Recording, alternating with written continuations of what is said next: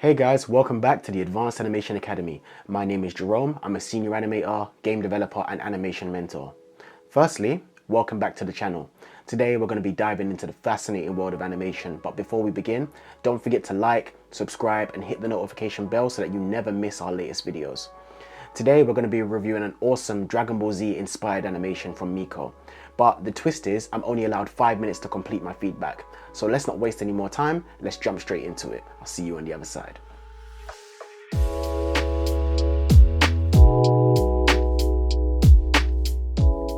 Okay, so now that we're over in Sync Sketch, let's take a look at Miko's animation. Just so I can gather my initial thoughts, and then we'll begin the timer where I actually give my full review. Okay. So that's pretty cool. It's pretty cool. Obviously, clearly Dragon Ball Z inspired. I'm going to get into some stuff that we can do to improve this in just a second. But before I get into that, why have I limited myself to 5 minutes? The reason I've limited myself to 5 minutes is because it forces me as a mentor to be concise, not ramble, and just give you the best feedback and most accurate feedback that I can within a certain time limit. It forces me to be better.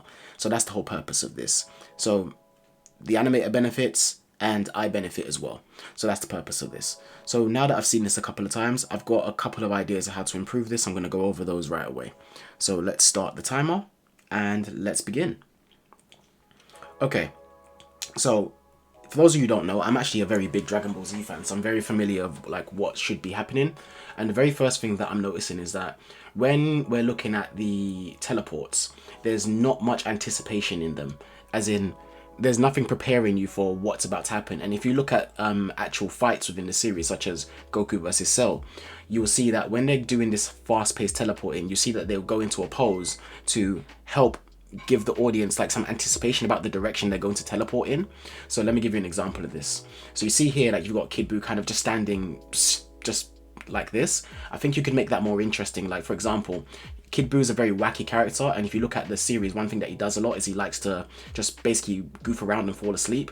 So there's no reason that you couldn't have him like just kind of here with his head kind of dangling, him pretending to sleep like he usually does, and then go into that teleport. So I think it'd be for a more interesting action. So you can have something like that.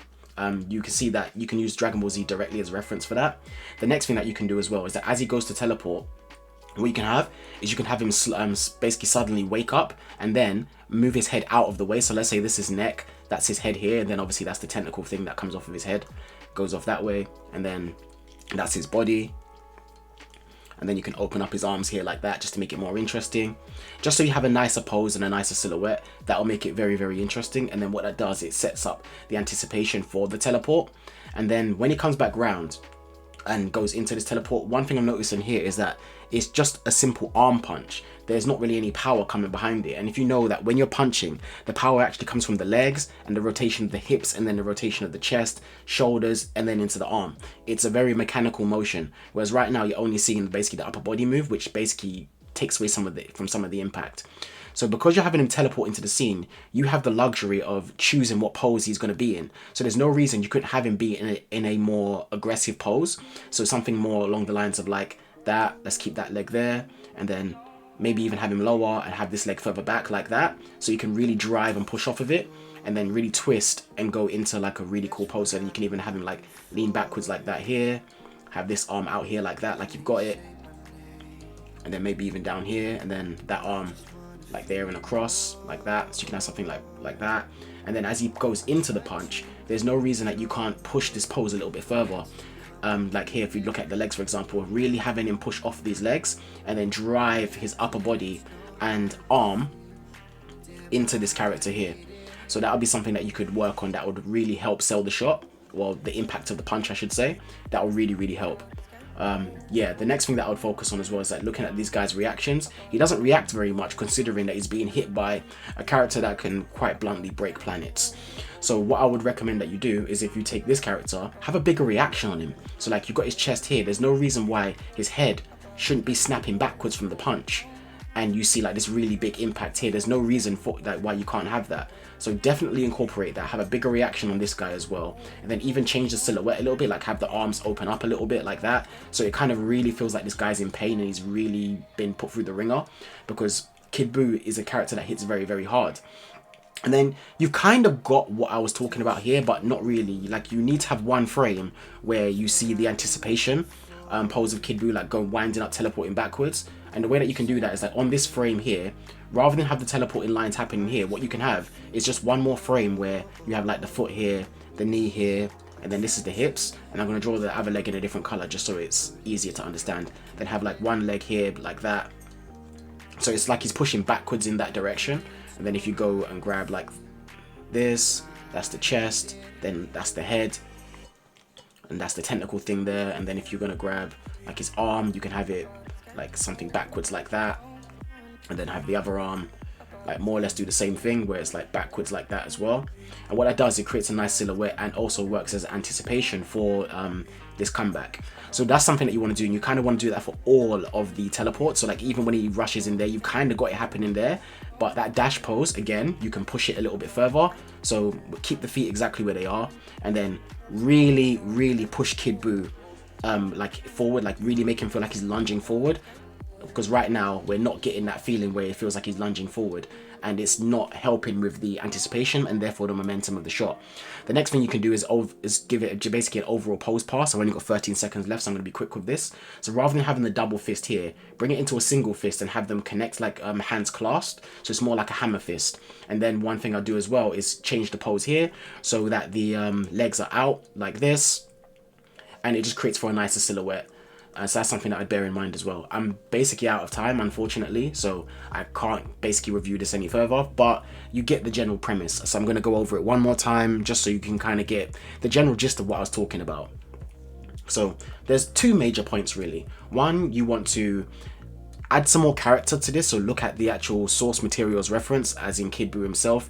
Like I said, he likes to sleep a lot and act really goofy, so incorporate that into his character rather than having just a static idle pose there. And then when it comes to these teleports, it'd be nice if there was a little bit of action before the teleport. So for example, just even something like moving his head out of the way, which is going to basically set up anticipation for these teleports. So it'd be really cool. And then when you come out of the teleport, remember, because you're teleporting, you have the luxury of putting him in any position that you want. So put him in a more dynamic and powerful position, like really push the poses. And then when it comes to your striking poses, make sure that you've got an adequate reaction. Make sure that mechanically it's behaving the way that it should. So such as the hips are driving through the shoulders. The hips are driving through to the chest, through to the shoulders, through the arm, and then really pushing through so that punch feels very powerful and very grounded. Remember, if you look at boxing, the power of punches rather comes from the hips and from the legs. So that make sure that you incorporate that and you really feel that within your shot and in your punches. And then as for this guy's reactions, really exaggerate them. Like you want to see like the head be snapped back here, because in boxing, for example, you can even snap someone's head back with just a simple jab. So if you're going to give somebody a big hook like that, then make sure that you have an adequate reaction. Then another thing that you want to do is just add a bit of motion again to help with the anticipation. Again, same thing here, add some motion to add to the anticipation. I could have added some more stuff with like these poses here, so you really want to refine these poses, but I didn't have the time to go over it. Then when it comes to things like this, I mentioned that you really want to kind of have like a hammer fist thing going on here and then change the silhouette of the legs like this, because it will just make for a more interesting pose. And I would also incorporate that same hammer fist thing here over here, so like both these hands are clasped together rather than being two separate, because it will just create for a more interesting impact. And besides that, that's basically it, Miko, and that's all I have for your animation. I hope you found it really helpful, and everybody watching, I hope you found it really helpful as well to help consider things if you're going to make a shot like this, help you improve your own animations, your own shots, if you're going to take on like a Dragon Ball Z inspired shot or something that's going to be like fast paced and teleport in action. That's what I would recommend for this shot in the space of 5 minutes. And yeah, that's basically it. So that's all I have for this this review, and I guess yeah, I'll see you guys next time. So until then, take it easy. And there you have it, guys. We managed to review Miko's shot within 5 minutes. Remember, constructive feedback is key to your growth in the world of animation. This is something that I want to do quite regularly, so guys, if you have a shot that you'd like me to review, please just send me a sync sketch link to my email, which is info@advancedanimationacademy.com. Alternatively, you can DM me on Twitter or send me a message on Facebook, all of which will be linked in the description below and on screen right now. Lastly, if you're an aspiring animator or a professional looking to level up your skills, I have some amazing animation courses and mentorship programs just for you. I've helped many other animators and I can do the same for you if you want to level up your skills. So if you are ready to take your animation skills to the next level, check out our courses and our mentorship, which is linked in the description below. Thanks for joining me today, and I'll catch up with you in the next video. So until then, keep animating, keep creating, and overall, take care.